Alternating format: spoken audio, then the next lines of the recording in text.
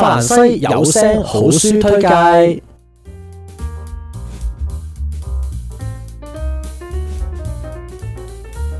香港人成日講話情緒價值，咁究竟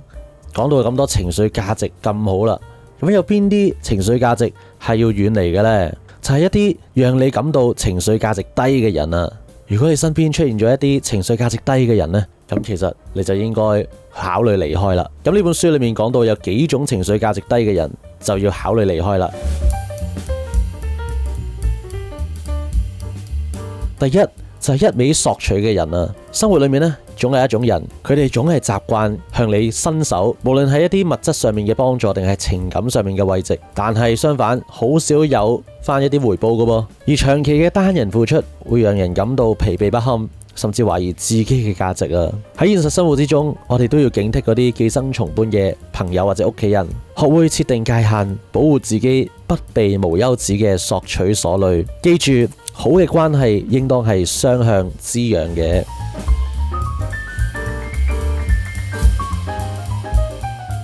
第二，負面情緒爆棚嘅人啊，正所謂近朱者赤，近墨者黑，情緒亦都能夠感染。嗰啲總係沉浸喺負面情緒之中，抱怨連連、消極悲觀嘅人，只會拉住你去到負面情緒嘅坑裏面跌落去。佢哋成日日怨夜怨，好似世界末日喺眼前。呢啲小事都能夠讓到心情好糟糕啊！想象一下，你本來心情好好嘅，突然遇到咁樣嘅一個人，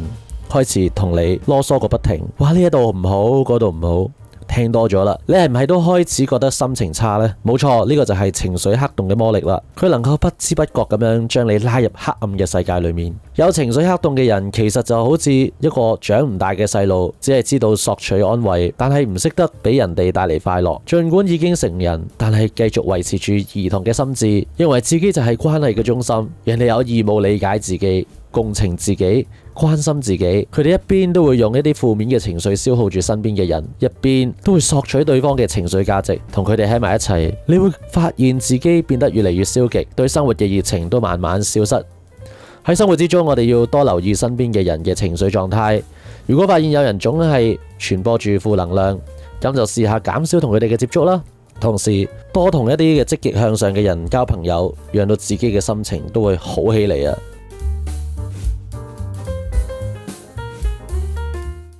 第三，看人下菜碟嘅人，呢一類人呢，就擅長察言觀色，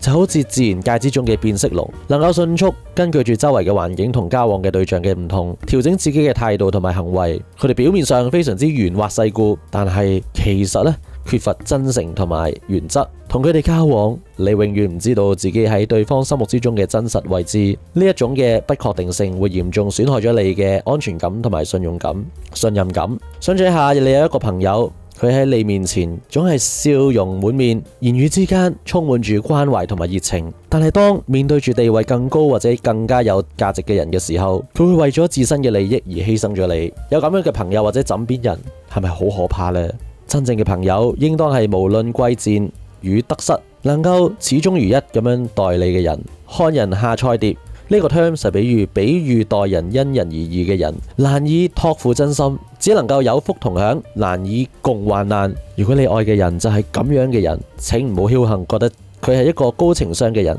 跟住佢一定能夠少吃苦，跟住佢一定能夠少受苦，多借力，享大福。喺大難面前，佢可能會棄你自保啊！如果發現身邊有一類嘅變色龍嘅一樣嘅人，應該盡快遠離或者係減少接觸。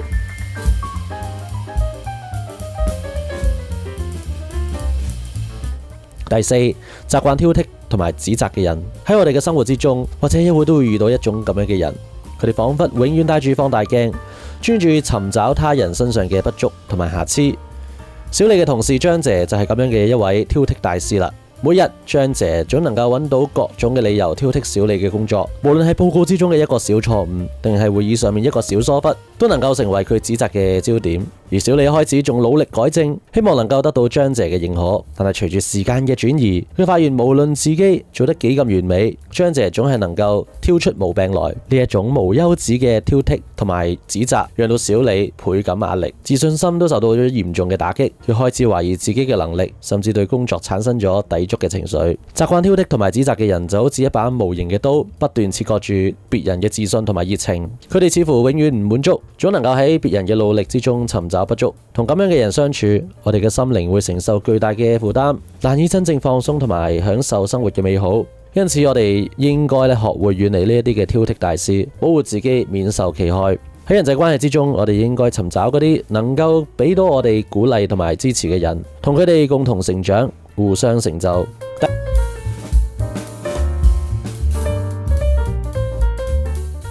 第五，自戀嘅人。我哋呢個世代自戀嘅人係比較多嘅，大約每10幾個人之中就有一個。佢哋認為舞台中央嘅聚光燈永遠只係照亮自己。自戀嘅人往往過分關注自我，佢哋嘅話語之中充滿住我嘅獨白，行為上面就表現對他人感受嘅漠視同埋忽視。以小王為例，佢嘅室友小李就係一個典型嘅自戀者啦。每當小王分享自己嘅經歷同埋感受嘅時候，小李總係能夠迅速將話題引返去自己嘅身上，用相似嘅或者係更加誇張嘅故事嚟回應。喺小李嘅世界裏面，自己永遠係主角，而他人就成咗可有可無嘅配角。呢一種無休止嘅自我展示同埋吹噓，令到小王感到疲憊不堪，甚至開始懷疑自己嘅價值。自戀嘅人往往缺乏同理心，佢哋難以真正理解同埋關心他人嘅感受。同咁樣嘅人相處，我哋會發現自己被邊緣化，情感需求得唔到滿足，甚至可能陷入自我懷疑嘅漩渦之中。佢哋嘅自戀行為就好似一堵無形嘅牆，將我哋隔絕喺佢哋嘅世界以外，冇辦法建立真正嘅情感聯結。因此為咗保護自己嘅情感健康，我哋需要學會識別並遠離自戀嘅人。喺人際交往之中，我哋應該揾翻一啲能夠平等交流、相互尊重嘅夥伴，與佢哋共同構結健康和諧嘅人際關係。只有咁樣先至能夠避免陷入自戀嘅漩渦，享受健康嘅人際交往帶嚟嘅快樂同埋滿足。自戀嘅人善於使用 PUA 手段，即係你係情緒價值高嘅人，遇到自戀嘅人，佢都會將你消磨得失去光芒。懂得識別、遠離同埋反制。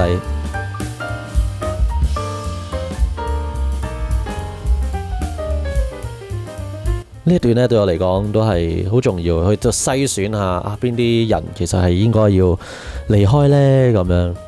因為總會有一啲人會令到你覺得好辛苦啊，或者會覺得好消耗啊咁樣。即係呢個標題講得好好嘅就係餘生很貴，所以就係有時候有啲位就係會互相感染，就係可能一啲負面情緒非常之勁嘅人啦，或者係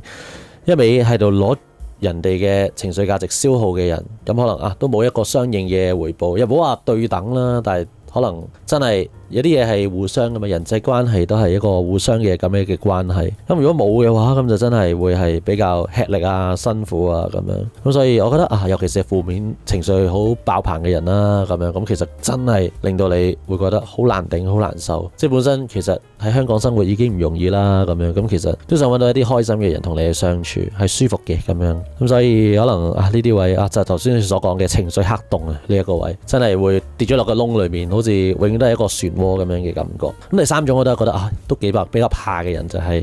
嗰啲對住你係一個樣，對住其他人又另一個樣咁樣。咁你永遠都唔知道對方係咪真心佢對你啦。咁所以就有啲位就係當你樂觀嘅時候、開心嘅時候還可以啦，但係如果係當你面對住一啲患難嘅時候，佢會唔會陪你去到最後呢？咁樣咁呢啲就係呢啲真正嘅友誼嘅考驗咯。咁所以就呢一類人都係對你嚟講都係一個好大嘅挑戰啦，咁樣同埋一個習慣挑剔同埋指責嘅人呢，呢個所講哇，呢個原來係一個好 toxic 嘅一樣嘢，就係一把無形嘅刀切割住自信同埋熱情。咁所以真係有時候學懂欣賞人啦，咁樣咁就少啲。但我習慣咗即係本身多啲去欣賞人，唔好成日指責人哋一啲挑剔一啲嘅位咁樣，因為如果唔係真係會好影響到身邊對方嘅啲人。咁有啲位咁啊抵唔過眼，咁當然要講啦，即係明知佢唔啱咁你都唔講咩？咁但係有啲位咁人哋你會見到即係好嗰方面去諗，個正向方面去諗，其實人哋都努力緊㗎，